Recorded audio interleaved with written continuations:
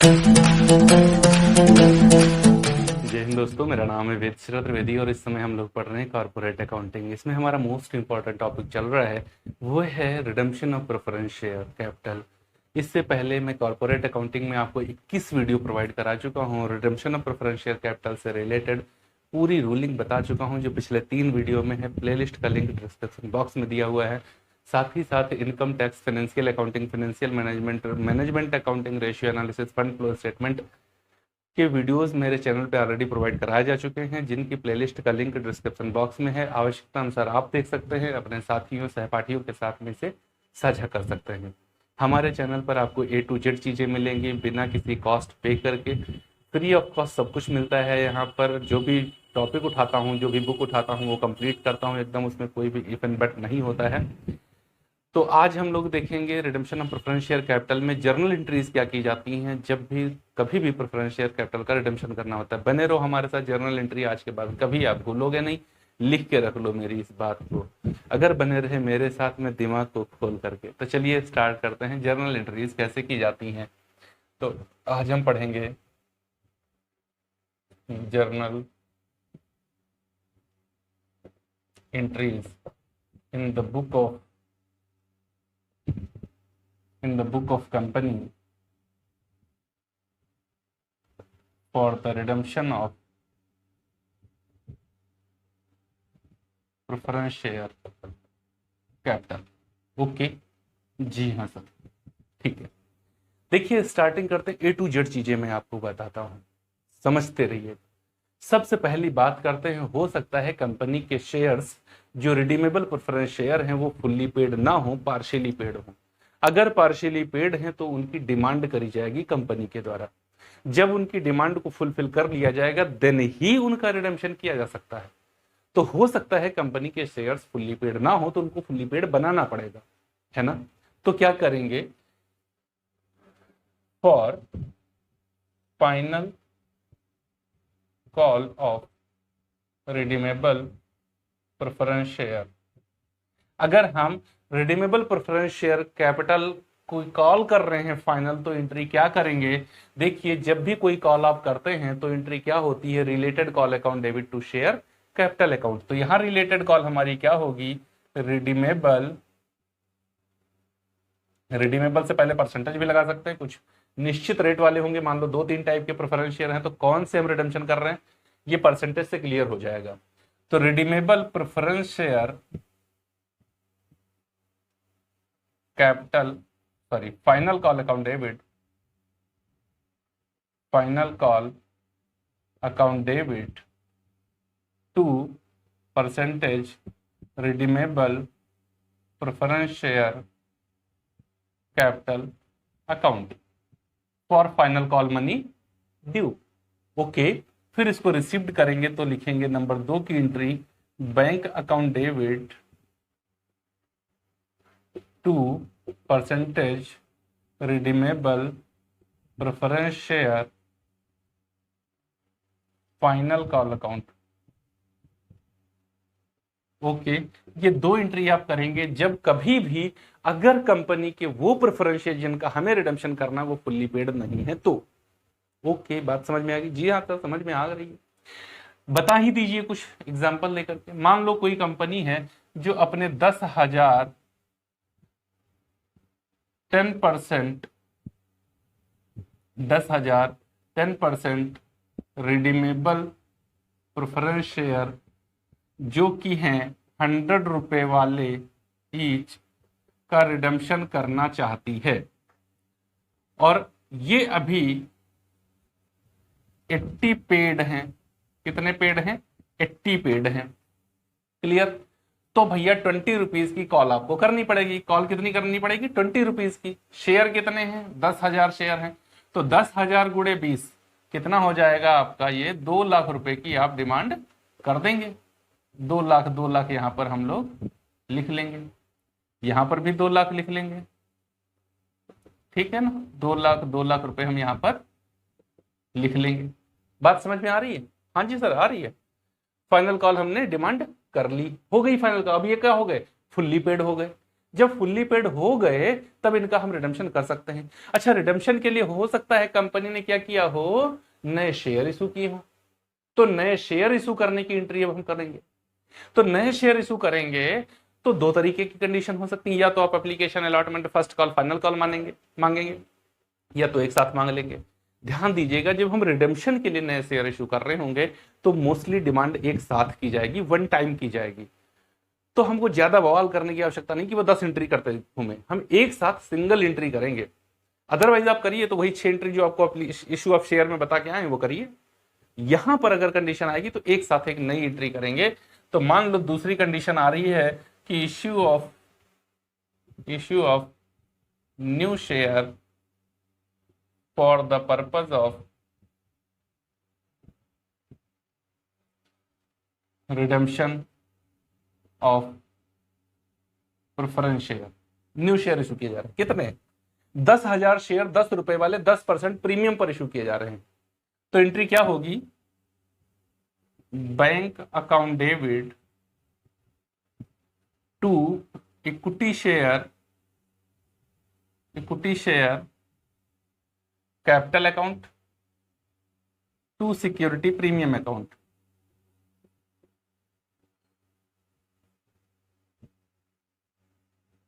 Premium account 10,000 share, 10 रुपए वाले 10% premium, तो 10,000 गुणे 10 कितना कैपिटल बनेगा, 1,00,000 रुपए का कैपिटल बनेगा। 10,000 गुणे 10% प्रीमियम मतलब 1 रुपया प्रीमियम हो गया, तो 10,000 गुणे 1 बराबर 10,000 प्रीमियम मिलेगा। कुल मिलाकर बैंक में कितना आएगा, 1,10,000 रुपया बैंक में आ जाएगा। बात क्लियर है? हाँ जी सर, बात क्लियर हो गई है। क्वेश्चन ही एक कराए दे रहा हूं कंप्लीट, रुके रहो साथ में बता रहे हैं। देखो ये कंडीशन हो गई, हाँ सर हो गई है, बिल्कुल खत्म, क्लियर हो गया। ठीक है सर, अब आगे चलें। अब हम लोग एक और क्वेश्चन जनरेट कर लेते हैं। वो क्वेश्चन क्या होगा, क्वेश्चन बना दिया, ABC limited wants to redeem his 20,000 10% preference share of rupees 10 each at 20% premium. For this purpose,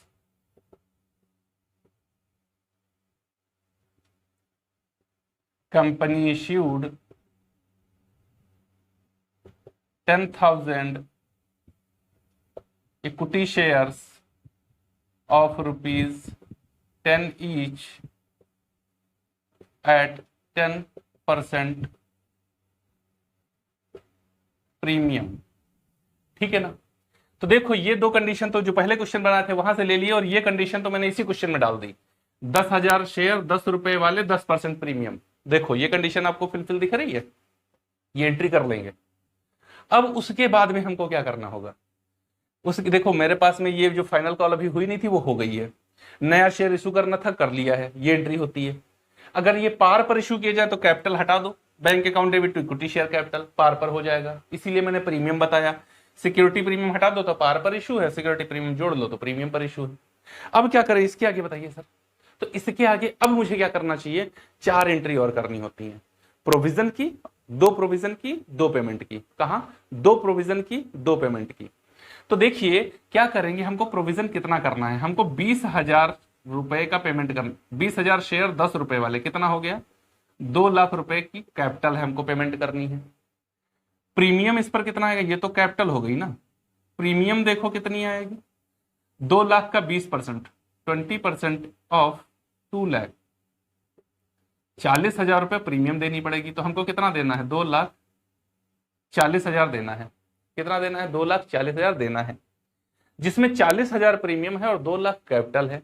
तो 2,00,000 कैपिटल देने के लिए मेरे पास कितनी कैपिटल आ गई है, 1,00,000 की कैपिटल आ गई है। तो 1,00,000 रुपए अभी मुझे और चाहिए कैपिटल के लिए, वो कहां से लाएंगे, क्वेश्चन में कुछ नहीं कहे तो सरप्लस अकाउंट से लाते हैं वो पैसा हम लोग। तो सरप्लस से लाएंगे कितना, 1,00,000 रुपया लाएंगे, कहां से, सरप्लस अकाउंट से ले आएंगे। सिक्योरिटी प्रीमियम में मेरे पास बैलेंस कितना है 10,000 और मुझे देना कितना है 40,000। सिक्योरिटी प्रीमियम में बैलेंस कितना है 10,000, मुझे देना कितना है 40,000। तो बचे हुए 30,000 आप प्रीमियम कहां से लाएंगे, वो भी सरप्लस अकाउंट से लाएंगे। जब कुछ ना कहा गया हो तो सब कुछ सरप्लस से ला सकते हैं, ये माना जाता है, ध्यान रखिएगा।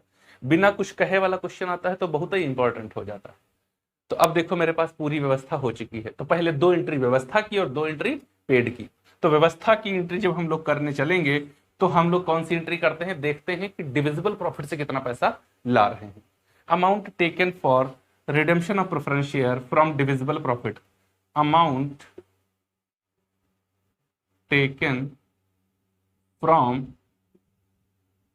Divisible profits.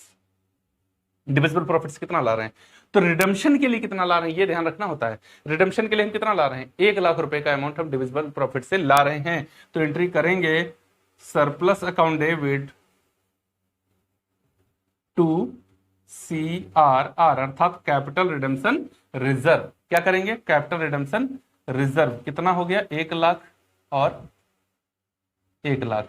डिविजिबल प्रॉफिट से जितना लाते हैं उतना ट्रांसफर करते हैं CRR में। मान लो मैं surplus account, general reserve, dividend equalisation fund सबसे ला रहा होता तो लाइन लाइन लिखता रहता, surplus account debit, general reserve account debit, dividend equalisation fund account debit, provision for taxation account debit to capital redemption reserve account. बात clear. तो यहां से मैं ले आता, कुल मिलाकर अभी तो ले आया हूं, सरप्लस से ही लाया हूं। अगर करना होता तो इस तरीके से हम लोग कर सकते थे। बात समझ में आ रही है। प्रोविजन किसका करना है, तो प्रीमियम का प्रोविजन करना है। प्रीमियम कहां से ला रहे हैं, तो 40,000 रुपए प्रीमियम हमको लानी है।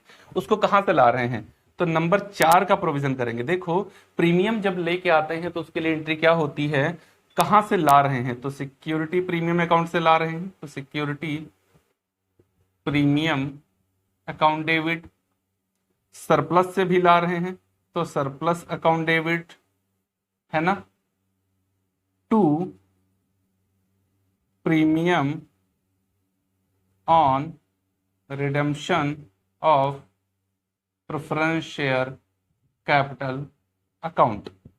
फॉर नरेशन लिखेंगे, ऊपर लिखा नहीं मैंने, for premium provided out of security premium and surplus account.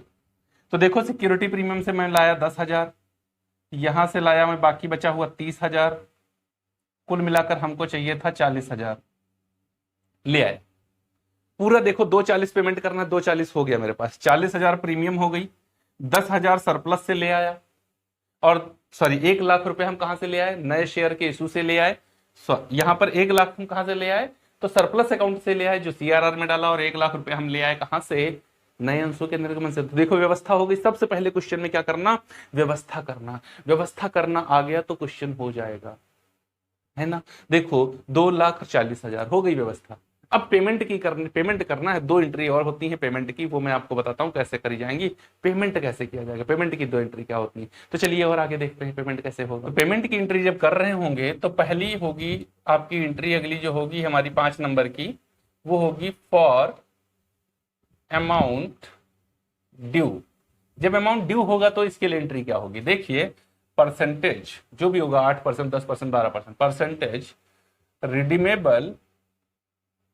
Redeemable preference share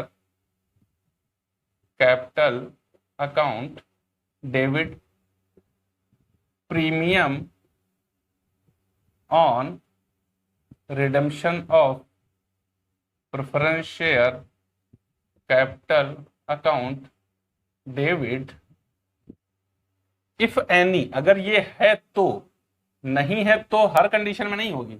मैंने जो सिचुएशन ली उसमें है, अगर नहीं होगी तो नहीं लिखेंगे, बात खत्म। ऊपर वाली लाइन, नीचे वाली line, to percentage redeemable preference shareholders account. देखो क्वेश्चन, यहां पर मुझे कैपिटल कितनी देनी थी, 2,00,000 की कैपिटल देनी थी। प्रीमियम कितना देना था, 40,000 का प्रीमियम देना था, है ना। टोटल कितना देना था, 2,40,000 देना था। किसको ये 240 देना था, रिडीमेबल प्रेफरेंस शेयर होल्डर्स को देना था 240। इनके अकाउंट में क्रेडिट कर दिया है। अब पेमेंट कर दीजिए। जब पेमेंट करने के लिए जाओगे तो क्या हो जाएगा, ये क्रेडिट हुआ था डेबिट हो जाएगा। देखो ये एंट्री वहां क्रेडिट हुई थी, यहाँ डेबिट हो गई, ये क्रेडिट हुआ डेबिट हो जाएगा। Percentage redeemable preference shareholders account debit to bank account. हो गई अमाउंट पेमेंट करने की एंट्री, नरेशन लिख देंगे फॉर अमाउंट पेड। ठीक है ना, कितना 240 और 2,40,000 हो गई पेमेंट। तो ये एंट्री करनी होती है। देखिए हो सकता है आप नए अंश इशू कर रहे हो तो उसकी एंट्री कर लेना, हो सकता है कि पुराने शेयर्स जो आपको रिडीम करने हैं वो फुल्ली पेड ना हो तो उसकी कॉल कर लेना। फिर आपको प्रोविजन 4 एंट्री देखो करना ही करना है, 2 प्रोविजन 2 पेमेंट। हो सकता है प्रीमियम ना हो तो 3 एंट्री करना है, 1 प्रोविजन 2 पेमेंट। ओके, तो ज्यादा से ज्यादा आपको 6 एंट्री करनी पड़ेंगी और कम से कम आपको 3 एंट्री करनी पड़ेंगी, 1 प्रोविजन और 2 पेमेंट। बात क्लियर है। एक और कंडीशन हो सकती है, हो सकता है कि आप किसी असेट्स को भी बेच रहे हो, जब आप इन शेयर्स का रिडेम्पशन करना चाहते हैं तो इसकी भी एंट्री कर सकते हैं। For assets sold for the redemption of preference share, इसके लिए भी एंट्री हो सकता है कर रहे हो। असेट्स बेचोगे तो बैंक अकाउंट डेबिट हो जाएगा, bank account debit, PL statement account debit. हो सकता है उसको बेचने पर आपको क्या हो रहा हो, लॉस हो रहा हो, तो टू रिलेटेड एसेट्स, जो संपत्ति आप बेच रहे हो वो to PL statement account, to PL statement account. कब, अगर हो सकता है आपको प्रॉफिट हो रहा हो उसको बेचने पर तो ये एंट्री हो जाएगी, अगर असेट्स बेच रहे हो तो, है ना। मान लो आप 2 लाख वाली असेट्स एक 80 में बेच रहे हो तो फिर 20,000 रुपए का क्या हो जाएगा, लॉस हो जाएगा। और हो सकता है आप 2 लाख वाली एसेट्स कितने में बेच रहे हो, 2,20,000 में बेच रहे हो, तो यहां लिखोगे 2,20,000, यहां 2 लाख और यहां 20,000। बात क्लियर हो गई। तो प्रॉफिट या लॉस कुछ भी हो सकता है, ये एंट्री भी कर लेंगे, क्या प्रॉब्लम क्या है। तो देखिए वो मैक्सिमम एंट्री मैंने आपको बता दी जो आपकी redemption of preference share capital के संदर्भ में करनी होती है। इस वीडियो को अगर लगातार आपने हमारे साथ बंद करके देख लिया एकदम दिमाग को खोल करके, तो फिर कोई क्वेश्चन ऐसा नहीं होगा जिसकी जर्नल एंट्री आप ना समझ पाए। बहुत ही आसान कॉन्सेप्ट लेकर आता हूं आपको समझाने के लिए, अपना पूरा प्रयास करता हूं।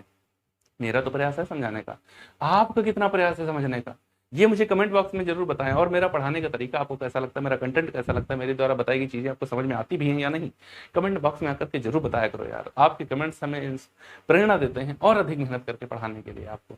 तो कमेंट बॉक्स में आकर के अपने कमेंट, अपने फीडबैक हमको जरूर दिया करो। अगर ये वीडियो अच्छा लगा तो लाइक भी करो, शेयर भी करो अपने दोस्तों के साथ, अपने सहपाठियों के साथ में। मिलते हैं अपने अगले वीडियो में और वहां पर से हम लोग स्टार्ट करेंगे कुछ प्रैक्टिकल प्रॉब्लम्स मैं डिस्कस करूंगा आपके साथ में, ताकि चीजें आपकी A to Z सारी की सारी क्लियर हो जाएं। मिलते हैं अगले वीडियो में, तब तक के लिए जय हिंद दोस्तों।